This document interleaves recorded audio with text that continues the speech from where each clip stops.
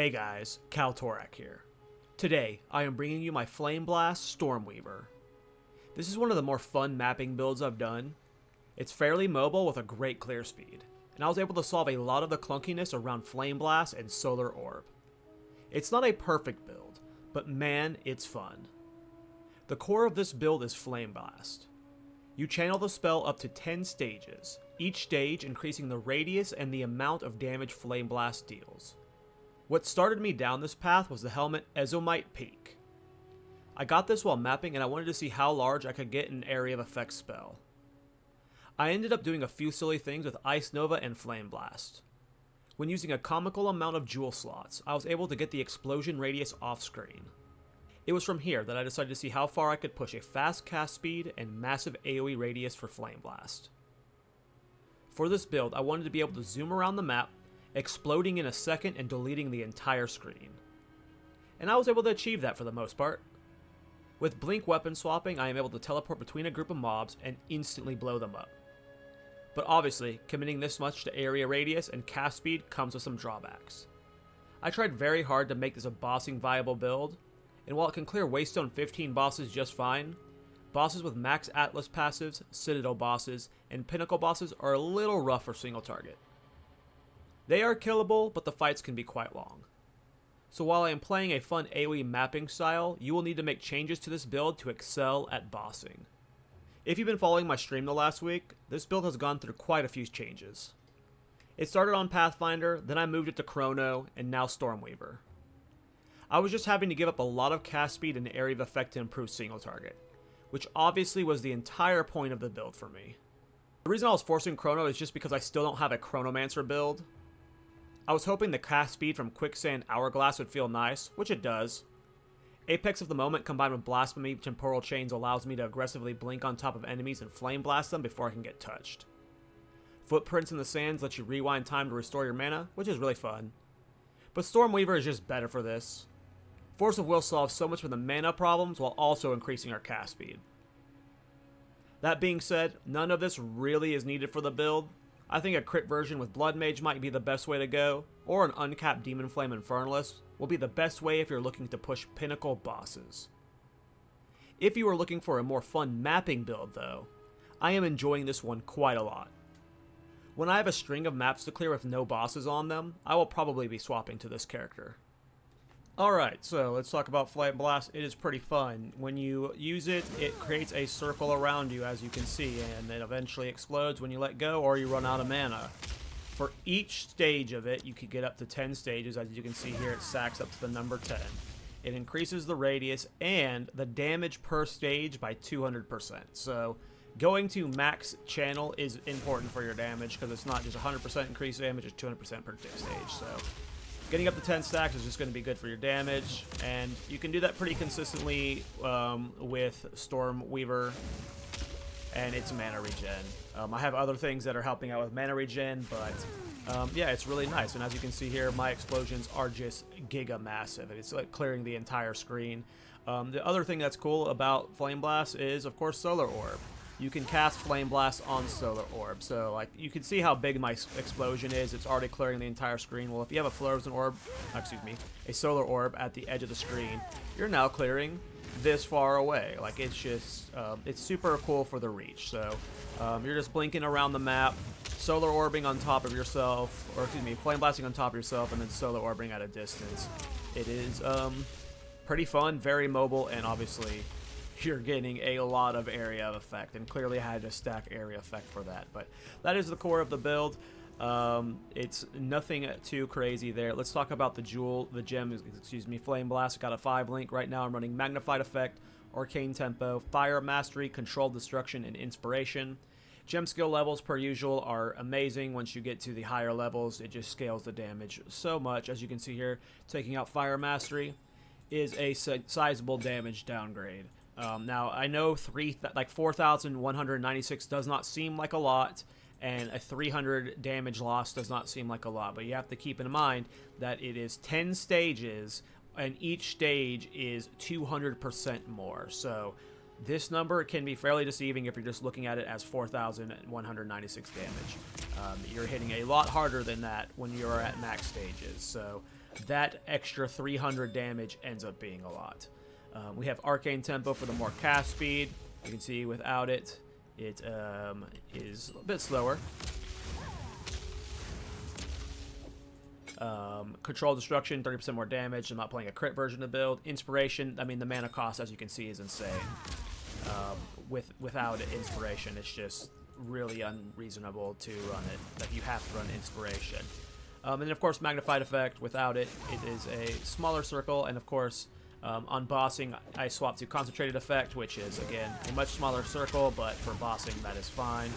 And, yeah, DPS is pretty good. Make sure I put these back in here. So yeah, it's mainly just Flame Blast and Solar Orb. And it's pretty awesome. Right now, I'm running Temporal Chains with Blasphemy as a defensive layer, since I am often blinking into enemies and they're all about to strike me. I like to try and just use that slow to essentially get the Flame Blast off before they can hit me.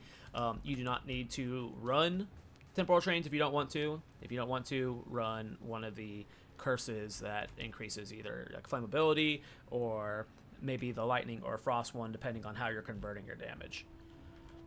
But yeah, Blasphemy for Temporal Chains I feel like is just really good for the defensives. And then, of course, Grim Feast, we're running an Energy Shield based build, so building up Energy Shield is just super important, especially since we're oftentimes blinking in the middle of a group.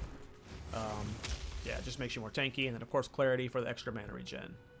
I am running a weapon swap with a Scepter. Has 81% increased Spirit. So, essentially, because you can't put Blink on your keybind like you normally would with like using the weapon set stuff, you have to actually use the Weapon Sweat hotkey. For me, it is bound to X. So, I hit X. It swaps to my Scepter. Then I blink forward.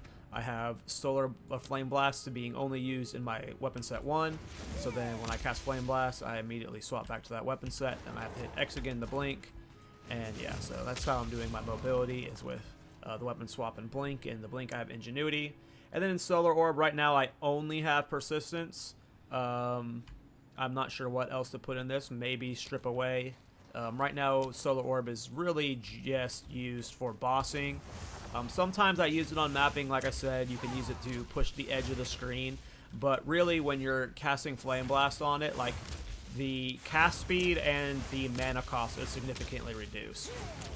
You can get a lot more DPS on bosses when you're using Solar Orb. It's like basically full instantly, and you can really chain these blasts with Solar Orb. So Solar Orb's mainly just a bossing utility.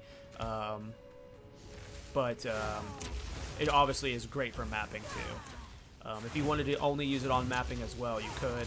I personally just prefer like being the bomb myself. I like running in and just getting, I don't know, it's just super fun from the fantasy's perspective to just be like this nuke that's going off. And then of course it's really cool that you like actually scorch the earth. As you can see here, the ground turns extremely dark.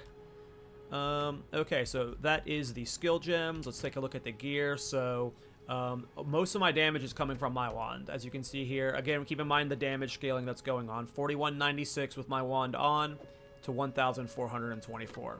A majority of my damage is coming from the wand. The +5 weapon skills are huge. The cast speed is huge. The 118 spell damage is huge, but the extra damage as fire and cold is adding a lot as well, especially since I'm using the Painter's Servant's Glove. So it's just a lot of the damage is coming from your wand. Get high spell damage, cast speed, and 5 fire spell skills, but you also want to gain extra damage as fire and cold, or fire and lightning, whichever you want. You know, I might have wanted cold and lightning because of how my Painter's Glove is scaled, but yeah. As you can see here, so much of my damage is coming from the wand. It's not just the 5 fire skills, but also just how I've set up the damage to scale. On all the other pieces, though, it's pretty straightforward. Again, neck and focus, +2 spell skills, +3 spell skills. And then every other piece is just maxing out my resistances. And then you can see in every single slot, I have increased mana regeneration, because just the mana is so rough. Don't worry too much about your rings. Just get cast speed and mana regeneration, as you can see here. You don't really need to worry about increased fire damage. Move speed the boots, energy shield, resistances, painter's gloves, 400 damage increase for me, 450 damage increase for me, and that damage is helping me freeze a lot. As you can see here, it converts my cold damage to a majority of it. A lot of the time you're seeing me freeze elites and bosses and stuff, and painter's gloves help with that. And it is also just a small damage boost, so that's why I went with the painter's gloves. And yeah, every other piece was just, if it could get cast speed or mana regeneration, I tried to get it on there, because cast speed is what's making us get to fill up the circle so fast, and then mana regeneration is what's letting us sustain that. As you can see, it's just a very mana intensive build. It's super heavy on the mana. So yeah. Okay, let's talk about the passive tree, and as you can see here, I just went giga silly getting jewels. So that's just mostly what I'm going to talk about here. Is on most of these jewels you're going to see cast speed and area of effect, just to get the cast speed as fast as possible and to get the area as big as possible. Clearly that was the goal of this build, right? In a select few I will have elemental damage or elemental damage resistance penetration, but for the most part it was just maxing elemental damage or cast speed and area of effect. I did get the +3 for Flameblast as well. More area of effect nodes, just coming through here getting spell damage. I went through here just to get the freeze build up, since I am freezing because of the painter's gloves. More area of effect. Again, it's just really just getting jewels and energy shield. More jewels. This whole area is just for more mana regeneration. Get with either slow for the more mana regeneration while moving. Chaos inoculation. More freeze build up just to freeze enemies faster, and then more jewel nodes. It's pretty simple. As you can see here, I had one thing in mind, and it was just getting my area as big as possible while making it viable, and to an extent it very much is. You know, I'm mapping very well.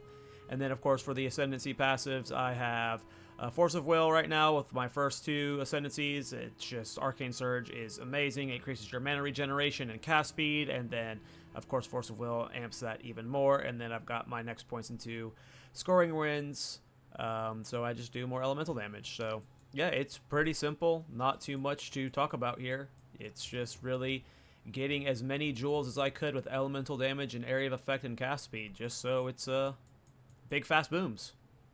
Let me know what you guys think in the comments down below. I hope you guys liked the build.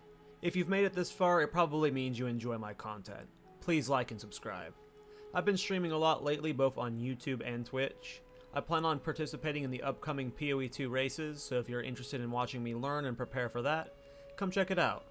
I don't really have any expectations of doing well, but I do want to improve my speed from race to race, so it should be a fun journey. Apologies to Darth microtransaction, we once again ran out of time.